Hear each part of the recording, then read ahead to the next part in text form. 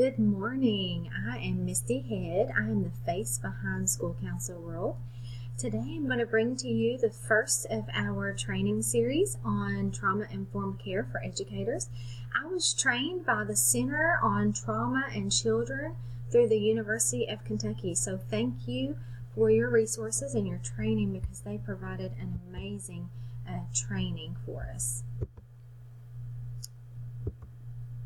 So today we're going to talk about the modules that you're going to receive in this training. Now I realize that each of you all are in the school, or I'm assuming that my audience is in the school, and I know that you are very limited on time. So I'm not going to go through all of these. We're going to talk about today number 1 and 2. What are trauma-sensitive schools? And we're going to define what trauma is, just so we're all on the same page here. So today we're going to talk about some very, very sensitive topics.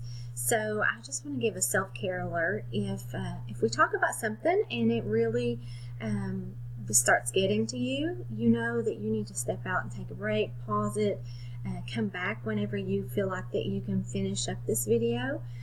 Talk to someone you trust. Use those relaxation strategies that we help teach to kids. So maybe one of those things where you have to teach yourself today to use those, because we're educators, but trauma does not discriminate. It does not discriminate based on race, color, socioeconomic status, and you will find, or at least I've found when I've been doing my trainings, that even educators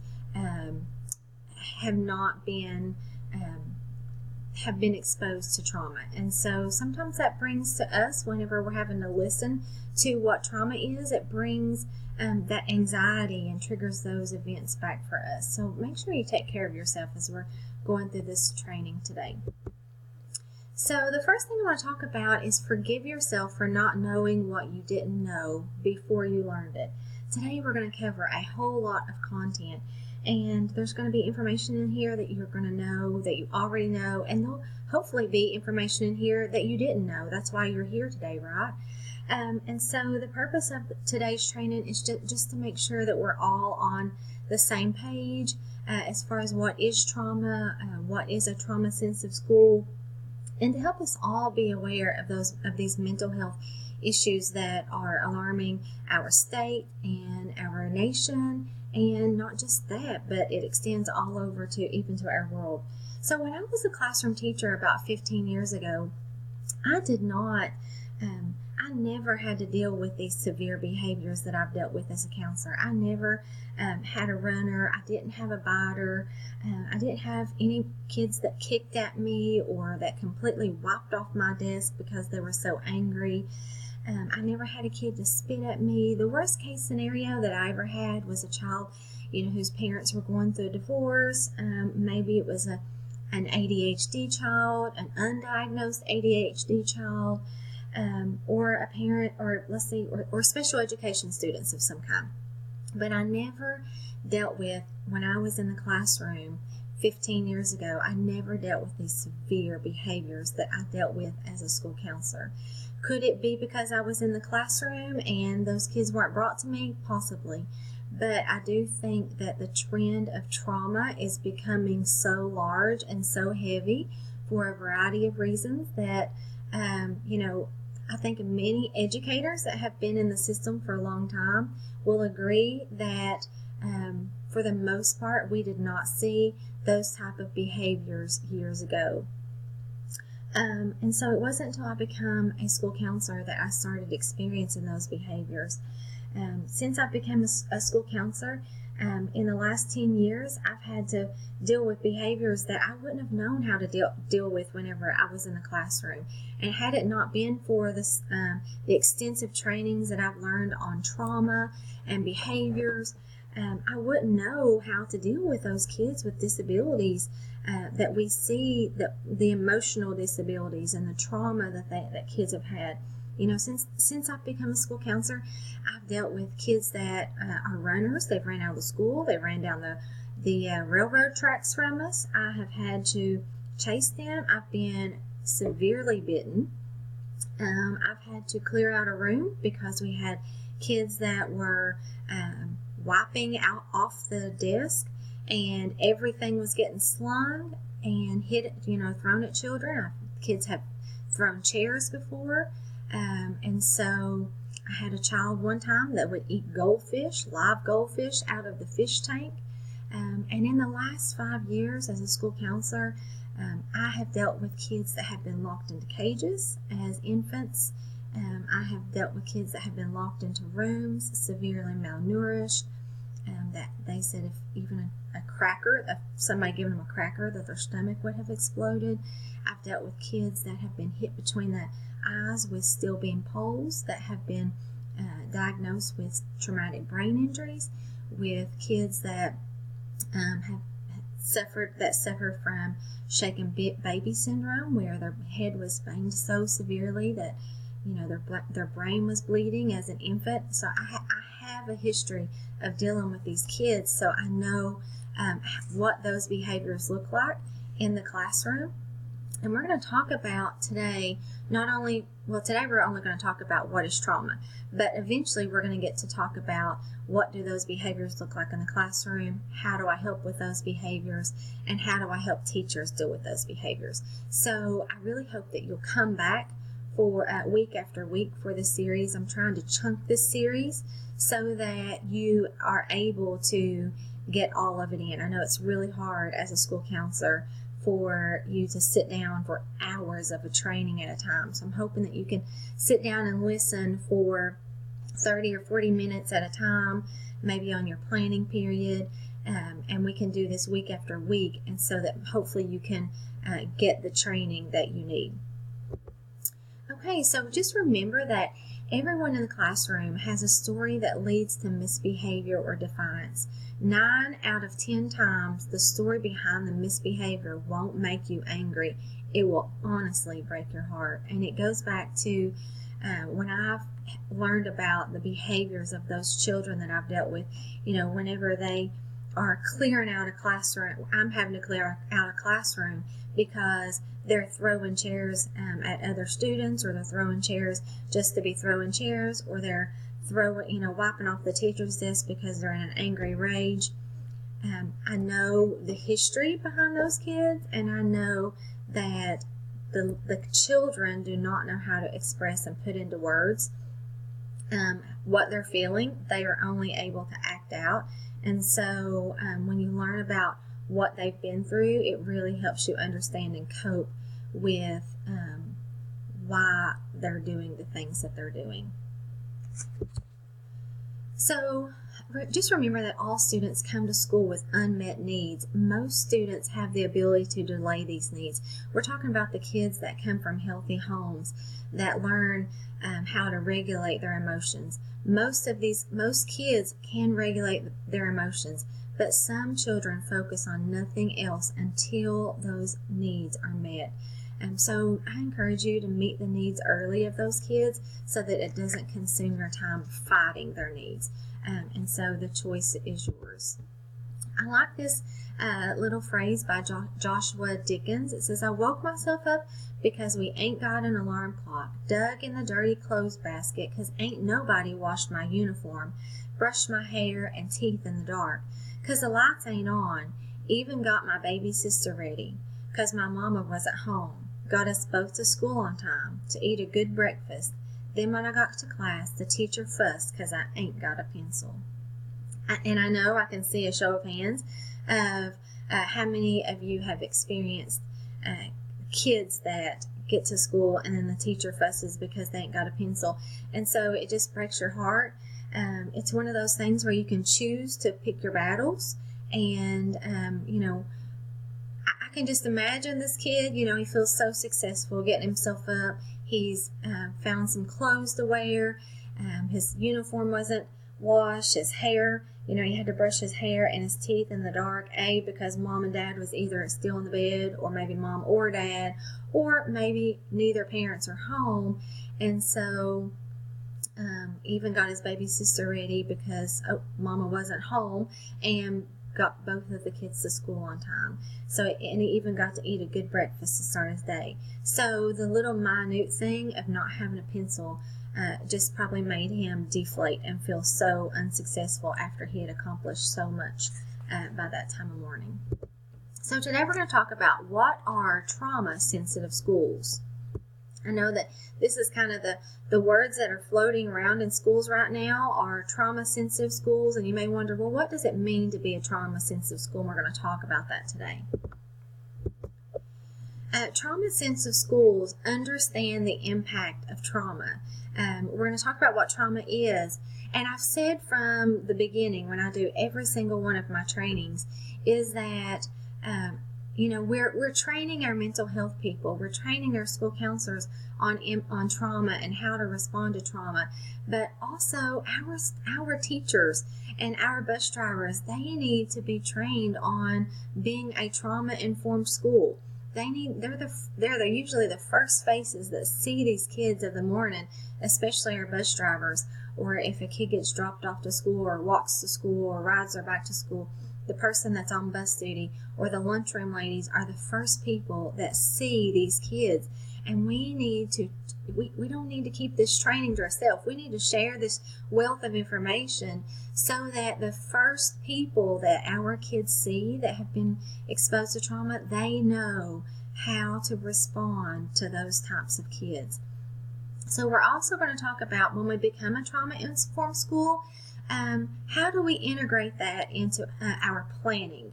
How do we understand how to plan for that? And we're also going to talk about understanding your role and the teacher's role and how to collaboratively work together with everybody. So a trauma-sensitive school has a shared understanding among all staff that trauma can impact learning, behavior, and relationships at the school, and that a holistic approach to helping students feel safe physically, socially, emotionally, and academically will enhance academic competency, self-regulation, and physical and emotional well-being. So what is trauma and why does it matter? Trauma is a deeply distressing or disturbing experience. And it may be when a student has witnessed or experienced an event that poses a real or perceived threat of death, serious injury, or sexual violation. And so just remember that the event and the individual's unique experience and perception of the event it's unique to each individual. So what is traumatic for a 4-year-old may not be traumatic for a 15 or 16-year-old. So just keep that in mind as well. So today we're going to mainly talk on the types of trauma that we see in students. So many people, and for a while as a classroom teacher, when I thought about trauma, I thought about physical abuse, I thought about sexual abuse, but trauma really extends, and it's way more than just physical abuse, and it's way more than just sexual abuse. And so we're going to talk about the different types of trauma that our kids experience. And as we go through this, I know that you're going to be able to think about kids that you've dealt with, and you may even think about a particular kid. It may trigger a child that you've experienced helping, or you've seen them go through this type of trauma.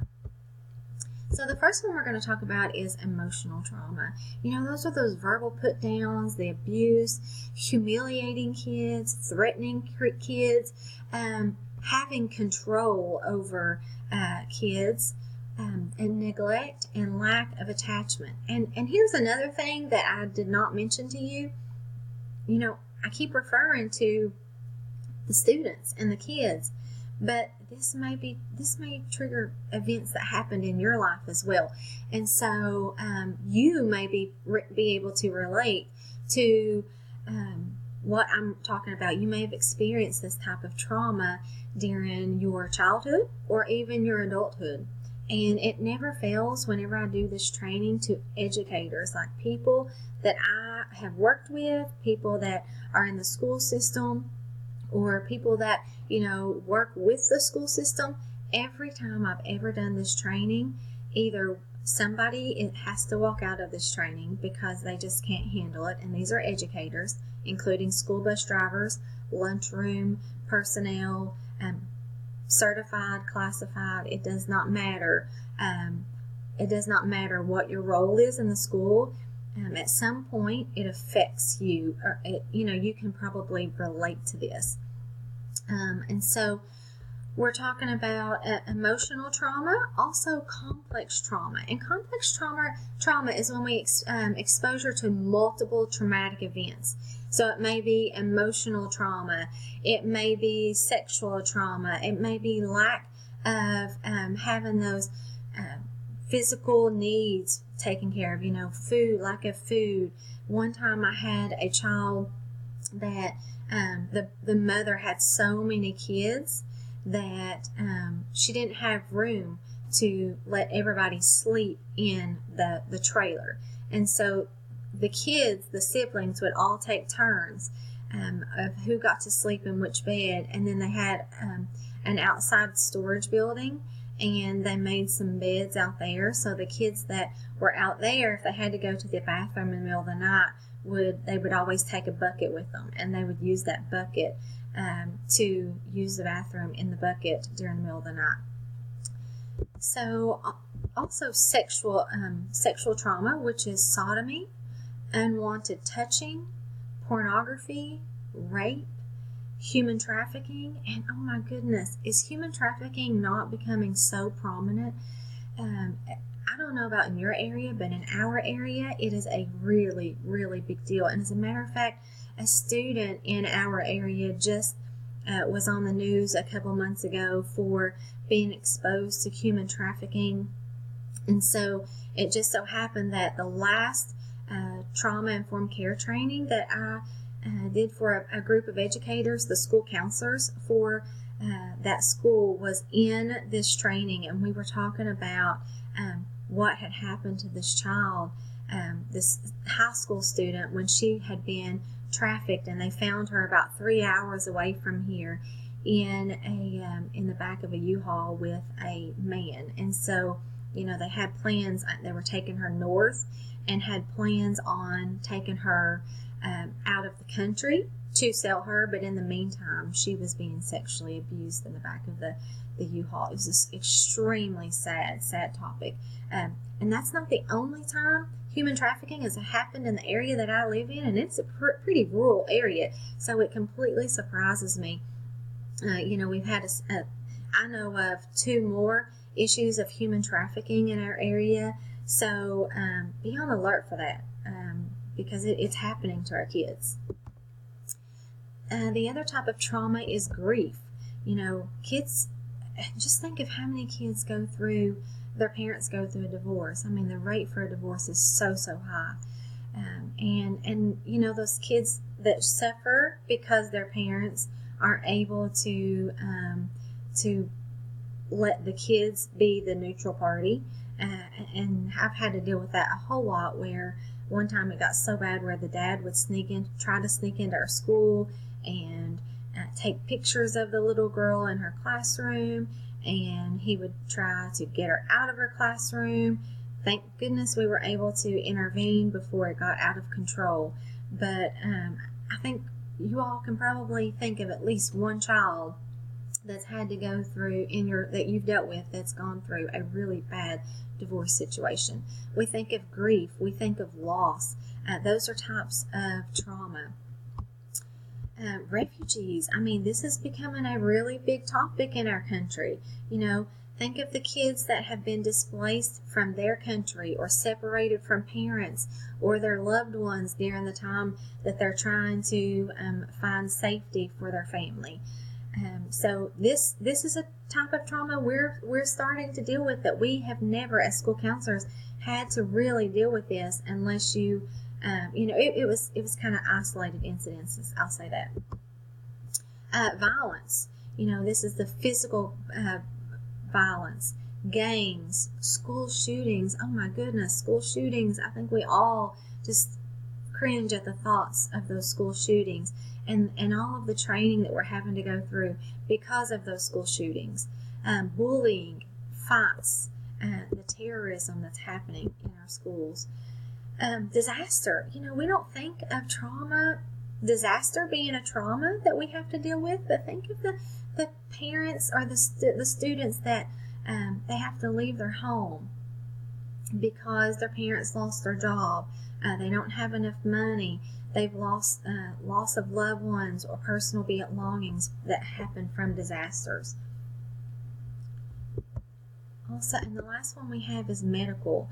I can honestly tell you that out of 1, 2, 3, 4, 5, 6, 7, 8, out of the 8 types of trauma that I'm presenting to you on today, including the medical, which we're talking about car accidents, we're talking about, life-threatening illnesses that we hear of, cancer, and the medical procedures that kids have to go through. Out of the 8 types of trauma that I'm presenting to you today on, in the last 10 years, I've had to deal with 8 kids that it has severely impacted, 8 types of trauma that have impacted kids that I've dealt with. I'm not real close to the border, so I've not had to deal with refugees. And I really haven't had to deal with disasters. I'm in the state of Kentucky, so one thing that we have is we have a lot of vaults in our area, so I do worry about earthquakes, although thank goodness at this time we've not had to deal with earthquakes in this part of Kentucky, but out in western Kentucky, those are very prominent, and those counselors do have to deal with earthquakes. So this is not my slide. I actually found this slide on Pinterest, so I just want to put that disclosure out there that I don't want to claim the rights to this slide. It doesn't have, I'm not able to give you a credit on who created it because it does not, nobody has actually put their name to it that I could find, but I thought it was a very creative visual of Maslow's hierarchy of needs. And so we look at the bottom, and this just goes to show you how much we need physiological. We have those physiological needs. We have our safety needs, love and belonging. How much we have we need that esteem, and then there's self-actualization. But I want you to think about trauma and what trauma affects. It affects our physiological needs. It affects our safety. It affects our love and belonging. It affects how we feel about ourselves. And how other people look at us, the respect we have for ourselves, the respect that other people give us, and it affects our ability to be able to problem solve, that self-actualization.